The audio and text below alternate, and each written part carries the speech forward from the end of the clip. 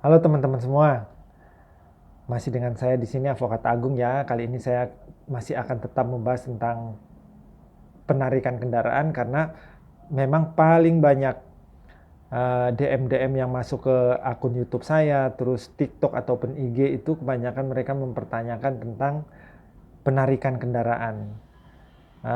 Jadi banyak dari netizen-netizen, teman-teman netizen itu mereka curhat dan mereka itu kadang merasa tertipu ya oleh oleh kolektor ataupun debt collector atau yang mereka bilang matel atau profesional kolektor ya.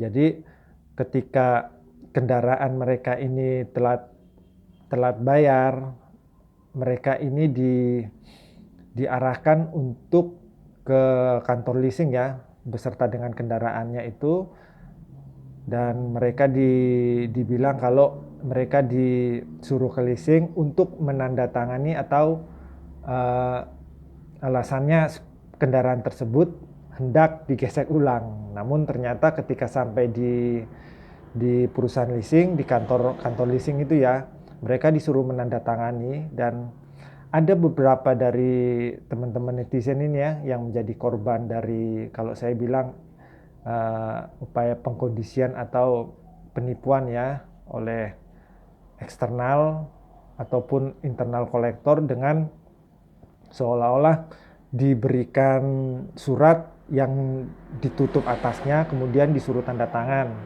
Padahal dari si debitur ini, dari netizen yang kreditnya macet ini, mereka tidak bisa membaca, tidak diberikan kesempatan untuk membaca apa sebenarnya surat yang mereka tanda tangan itu surat apa. Dan ketika mereka tanda tangan, ternyata surat itu diketahui bahwa berisi tentang berita acara untuk menyerahkan kendaraan.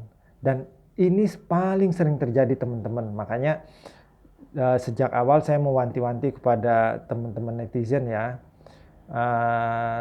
jika dibawa ke kantor leasing atau kemana saja dan disuruh untuk menandatangani surat, bacalah terlebih dahulu surat itu bunyinya seperti apa, terus juga siapa yang menyuruh tanda tangan. Harus dipastikan kalau memang dari eksternal atau pihak debt collector, minta ditunjukkan surat kuasa. Kalau internal ada surat tugas.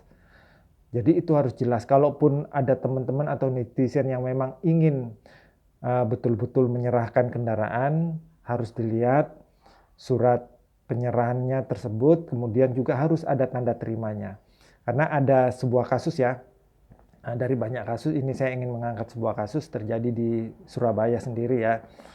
Jadi ada seorang netizen yang menjadi debitur dari salah satu perusahaan finance ya. Beliau ini kendaraannya di disuruh dibawa ke kantor leasing, kemudian ia menandatangani surat dan dia tidak tahu kalau itu surat untuk menyerahkan kendaraan karena ia menunggak.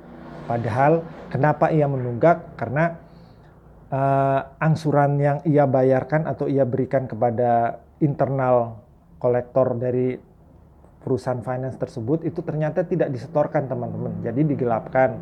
Karena ketika dia sudah bayar, kemudian dia di uang angsurannya tersebut digelapkan, dan akhirnya dia kemudian masih ditagih padahal dia sudah mengatakan dia sudah dibayar. Ternyata memang uang angsurannya itu digelapkan ya oleh internal kolektor dari perusahaan finance tersebut. Kemudian ia tidak mau membayar dengan alasan dia meminta kejelasan dulu terkait dengan uang angsuran yang digelapkan oleh internal kolektor tersebut. Karena tidak ada kejelasan, ia pun dengan menunjukkan sikap bahwasanya ia minta kejelasan dulu baru ia membayar angsuran, akhirnya dia sampai telat 5 bulan teman-teman. Dan ketika telat 5 bulan tersebut, ia dikondisikan oleh eksternal ya, eksternal penagihan atau debt collector atau profesional kolektor untuk datang ke kantor leasing dan disuruh menandatangani. Dan celakanya, salahnya dia juga, dia itu tidak dikasih kesempatan untuk membaca sebenarnya itu surat apa. Ketika ia sudah menandatangani surat tersebut, ternyata baru diketahui bahwa itu adalah surat untuk menyerahkan kendaraan. Akhirnya dia tidak bisa apa-apa karena kendaraan pun sudah diletakkan di sana, sudah ditaruh di kantor leasing tersebut atau diamankan ya oleh eksternal kolektor atau profesional kolektor tersebut. Dan kemudian dia merasa tertipu dan dia kemudian konsultasi ke saya, dan saya sampaikan ya dilaporkan aja ke polisi terkait sikap atau tindakan dari perbuatan eksternal kolektor tersebut, karena menurut saya di situ ada dugaan penipuan terjadi ya. Karena apa?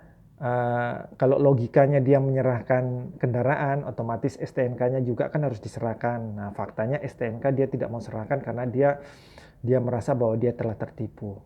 Oleh karena itu, saya mudah-mudahan kasus ini bisa ditangani dengan baik oleh pihak kepolisian ya di salah satu polsek di Surabaya, karena saya mengarahkan netizen tersebut ke polsek tersebut.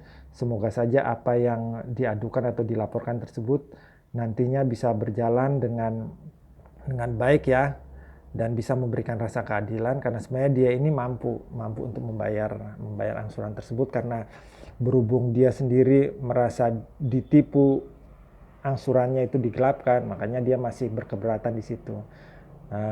Jadi ini merupakan suatu pelajaran buat teman-teman sekalian. Jika sewaktu-waktu kendaraan macet dan belum sempat untuk membayar, kalau memang teman-teman itu sudah tidak mampu untuk membayar angsuran, mending diserahkan saja dan minta surat tanda terima penyerahan kendaraan.